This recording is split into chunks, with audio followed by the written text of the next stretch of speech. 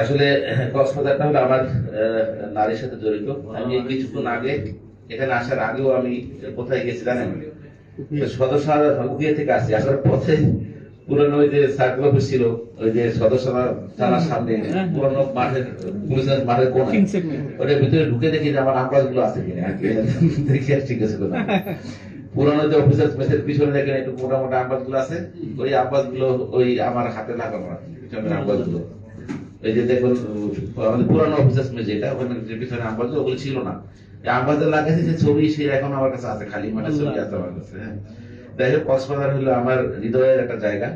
আমি আল্লাহ তালা হয়তো আমাকে যে কোনো কাজে এখানে আবার আল্লাহ তালা নিয়ে আসছে আপনাদের মাঝে, এটাও একটা বিষয়।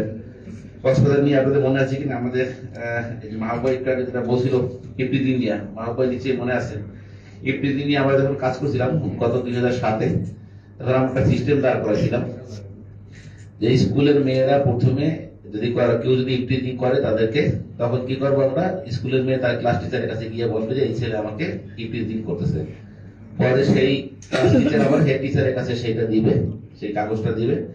হেড টিচারের কাছ থেকে আমাদের অফিসাররা গিয়ে প্রতি সপ্তাহে একদিন কাগজ নিয়ে আসবে। পরে আমরা করবো আমরা কারোর বিচার টিচার করবো না, আমাদের এখানে এলাকার যে গণ্যমান্য ব্যক্তি আছে বা মুরব্বী বা মাতবা যারা আপনারা বলেন, সেই বিচার করবে প্রথমবারে। দ্বিতীয়বার যদি সে ফেল করে তাহলে কি করবো, তখন আমরা তাকে ধরে নিয়ে আসবো।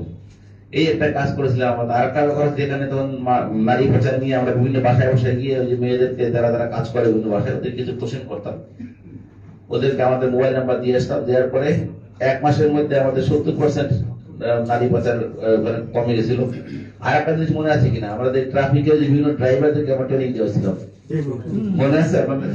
সার্টিফিকেট দিতে অনেকে চাকরিয়া থেকে চলে আসতো। হ্যাঁ, এরকম কিছু কাজকর্ম করেছি, ইনশাল্লাহ এবারও করবো, আপনাদের সাথে ইনশাল্লাহ থাকবো এবং আপনাদের সাথে করবো। আর মাদকের যে বিষয়টা আছে এটা খুব খারাপ লাগে আর কি, যেহেতু এই জেলায় আমি কাজ করছি, এই জেলার মানুষ আমাকে ভালোবাসতে একটা সময় যখন দেখি যে সারা বাংলাদেশে শিরোনাম হয় আমাদের পুলিশ কেন্দ্রিক বিভিন্ন, তখন খুব খারাপ লাগে আর কি। খারাপ লাগে, লাগার পরে আর কি করবো আর কি, তখন আমাদের সময় ছিল না। নিচে অনেকের মনে আছে আর কি, এই যে এদিক দিয়ে রাখার পাড়াতে আমি গিয়ে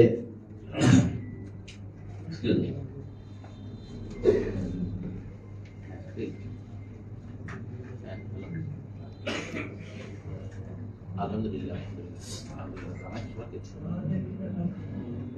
জানাবো আজকে জানাবো আজকে জানাবো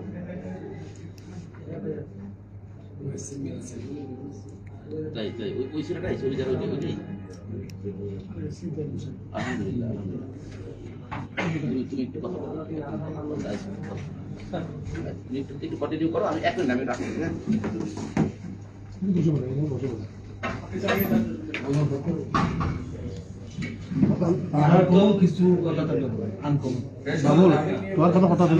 কবিতা লিখতাম তো কবিতাটা আমি এখন পুলিশে আসার পর আমার ওই কবি সত্তাটা মারা গেছে।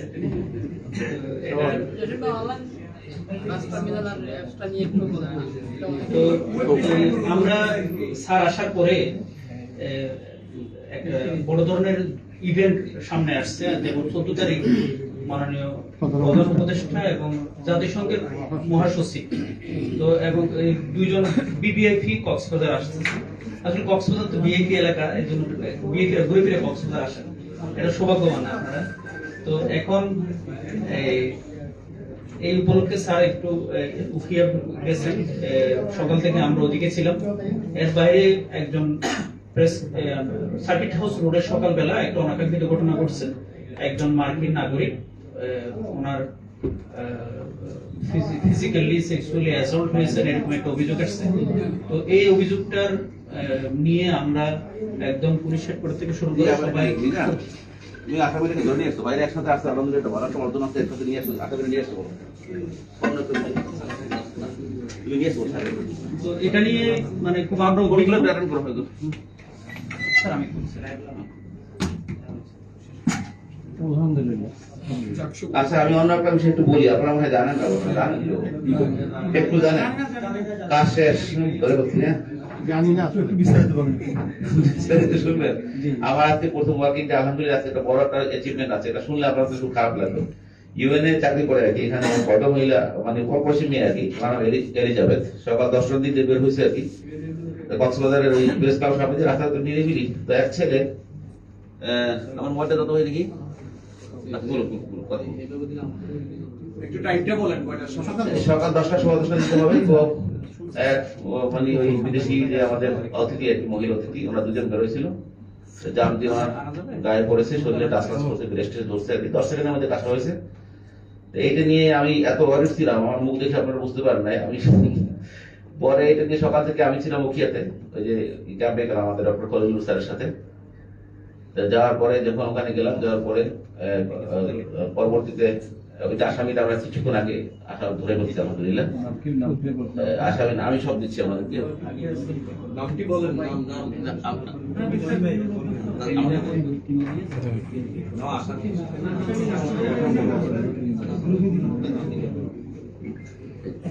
গ্রুপে প্রেস রিলিজ দিলে হতো। স্যার স্যার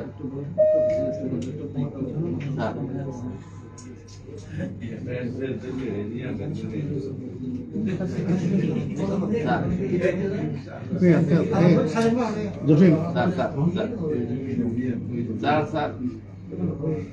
স্যার আমি প্রেসে দিচ্ছি স্যার, আপনি স্যার সবকিছু করছেন স্যার, আমি স্যার সব নেটওয়ার্কের ফাইদে ছিলাম স্যার, থ্যাংক ইউ স্যার, আপনার প্রতি অশেষ কৃতজ্ঞতা স্যার। স্যার আপনি গাইডেন্স হয়েছে স্যার। স্যার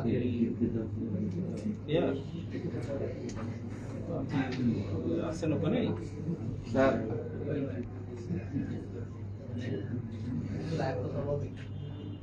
ওটা কোথায়?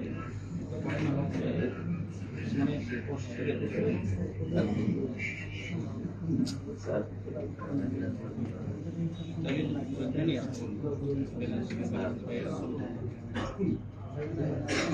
নিশ্চিত না।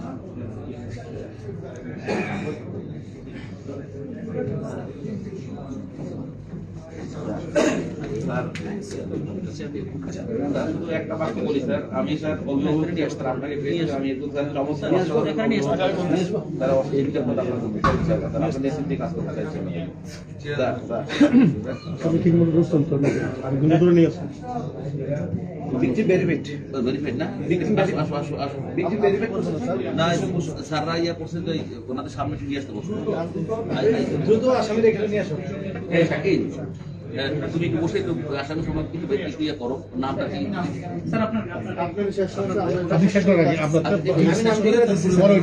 পরে ওইটা পরে আগে আপনি আলাপটা শেষ করেন। আচ্ছা, আমাদের কথার মধ্যে আর একটু বলি, আপনার দেখছেন আমাদের আসলে ইনশাআল্লাহ যদি সোলাং ইউনিটি যে আছে অনেস্ট আর কি আপনারা থাকে আর কি, আল্লাহ তাআলা আপনাকে আমি আরেকটু কথা বলবো, সেই কথা এখানে বাড়াবো না। একটা হলো যে আসলে আপনাদের অনেকেই অভিযোগ আছে বর্তমানে ছিনতাই বাড়তেছে, পুলিশে অনেক কাজকর্ম ঠিকঠাক মতো করে না। একটা জিনিস শুধু আমার পক্ষ থেকে বলবো, আসলে পুলিশ কিন্তু আমরা নতুন করে কিন্তু বানাই নেই।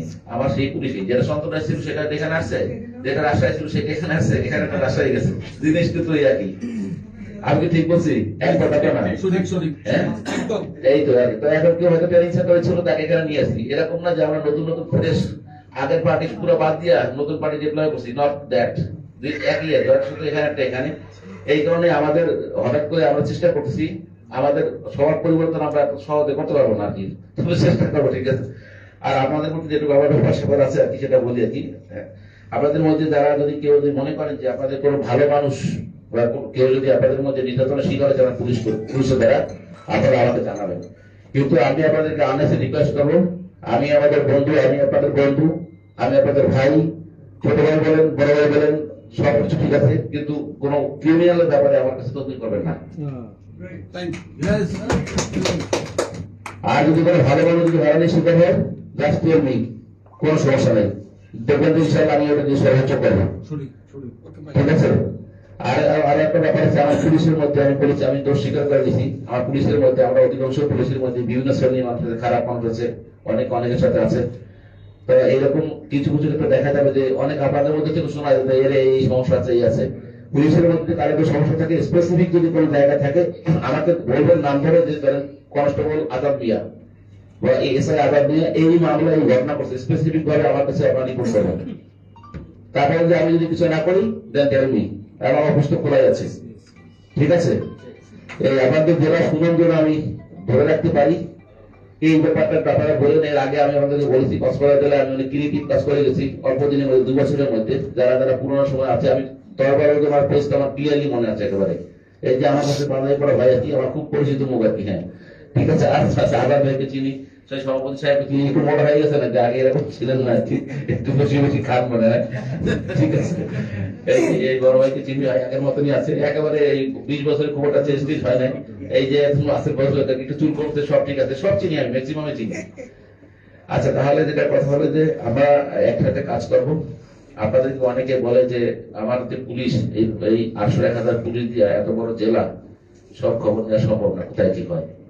এই জন্য আপনারা প্রত্যেকেই আমার চোখ, আমি ধারাই বলবো না, মাই ওন আইস বলবো আমি কি বুঝতে পারছি? এই আমার পুলিশ দিয়ে ধরেন এই চকরিয়া থানার মতো বিশাল এলাকায় আমার 42 জন দিয়ে কতটুকু হয়? আপনারা যেখানে যেখানে ক্রাইম আছে, আপনারা একসাথে তাদের কাজ মিলিয়ে আমরা ইনশাল্লাহ কাজ করবো, জেলাটা যেন ভালো হয় আর কি।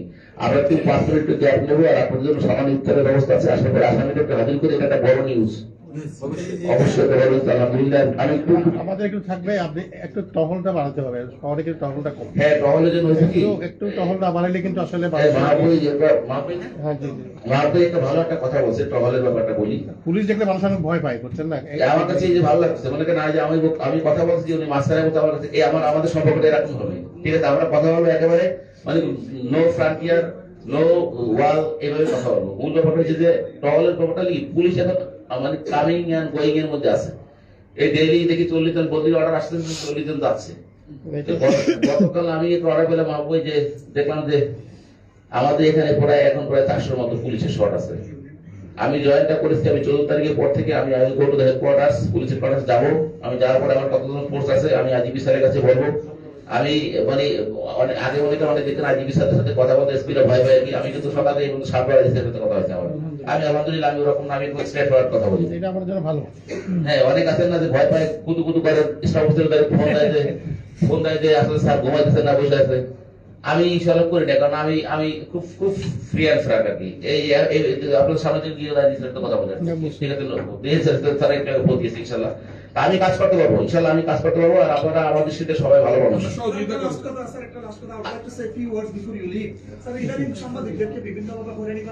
মামলা দেওয়া হচ্ছে, গতকাল স্যার একটা ইয়াবার ব্যাপার নিয়ে একজন সাংবাদিককে ফাঁসানোর চেষ্টা করা হয়েছে, এবং যারা মামলা করছে তারা চালাকি করে কি 1 নম্বর 2 নম্বর আসামি না দিয়ে 20-30 নম্বরের আসামি দেয়, যাদের ওসিদেরকে ফাঁকি দেওয়া যায়। তাহলে সাংবাদিকদের যে নির্যাতন মামলা দেওয়া হচ্ছে বা ইয়াবা দিয়ে ফাঁসানোর চেষ্টা করা হচ্ছে, ব্যাপারে স্যার আপনি যদি একটু ভূমিকা রাখেন। আমি একটু আপনার কোশ্চেনের জন্য আমি উত্তর দেওয়ার জন্য এত সুন্দর প্রস্তুত, আমি এটা হয়তো মনে থাকলে আমি বলে ফেলতাম।